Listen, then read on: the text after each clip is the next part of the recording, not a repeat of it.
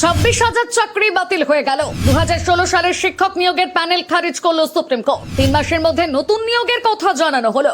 Supreme কোর্টের নির্দেশের পর যোগ্য প্রার্থীরা কান্নায় ভেঙে পড়েছেন।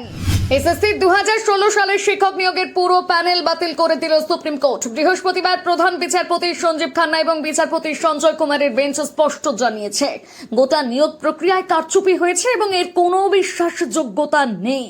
এই রায়ের ফলে রাজ্যের প্রায় 26,000 শিক্ষকের চাকরি বাতিল হলো। শীর্ষ আদালত রাজ্য সরকারকে 3 মাসের মধ্যে নতুন নিয়োগ প্রক্রিয়া শুরু করার নির্দেশ দিয়েছে। সুপ্রিম কোর্ট জানিয়েছে, যারা পূর্বে অন্য সরকারি চাকরি ছেড়ে এই নিয়োগের মাধ্যমে শিক্ষক পদে যোগ দিয়েছিলেন, তারা চাইলে পুরনো কর্মস্থলে ফিরে যেতে পারবেন।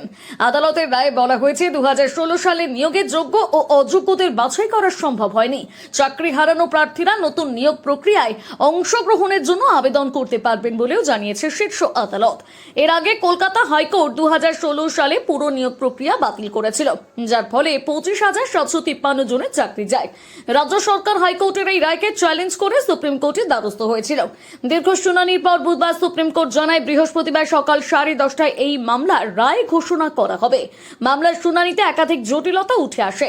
যোগ্য ও অযোগ্যদের চিহ্নিত করা, ওএমআর শিট উদ্ধার না হওয়া এবং র্যাঙ্ক জাম্পের মতন অভিযোগগুলো সামনে আসে।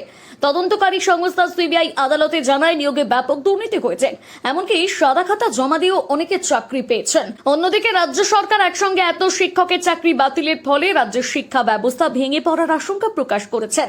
উল্লেখ্য, কলকাতা হাইকোর্টের বিচারপতি দেবাংশু বসাক এবং বিচারপতি মোহাম্মদ সাব্বার রশিদের ডিভিশন বেঞ্চ 2024 সালে 22 এপ্রিল 2016 সালে নিয়োগ প্রক্রিয়া বাতিল করে রায় দিয়েছিল এবং অবৈধভাবে নিযুক্তদের বেতন ফেরত দেওয়ার নির্দেশ দিয়েছিল। হাইকোর্টের সেই রায়কে চ্যালেঞ্জ করে সুপ্রিম কোর্টে একাধিক মামলা দায়ের হয়। প্রাথমিক শুনানির পর সুপ্রিম কোর্ট চাকরি বাতিলের নির্দেশের উপর স্থগিতাদেশ দিলে অবশেষে বৃহস্পতিবার হাইকোর্টে রায় বহাল রাখল। শীর্ষ আদালতের প্রধান বিচারপতি খান্না এর আগে নতুন করে পরীক্ষা নেওয়ার সম্ভাবনা নিয়ে প্রশ্ন তুলেছিলেন। তবে মামলাকারীদের আইনজীবী বিকাশ রঞ্জন ভট্টাচার্য আদালতে জানান, বহু প্রার্থী আবেদন না করেও চাকরি পেয়েছেন। এই পরিস্থিতিতে সুপ্রিম কোর্টের আজকের রায় 2016 সালের শিক্ষক নিয়োগে এক বড় ধাক্কা দিল এবং নতুন নিয়োগ প্রক্রিয়ার দিকে তাকিয়ে রইল চাকরি প্রার্থীরা।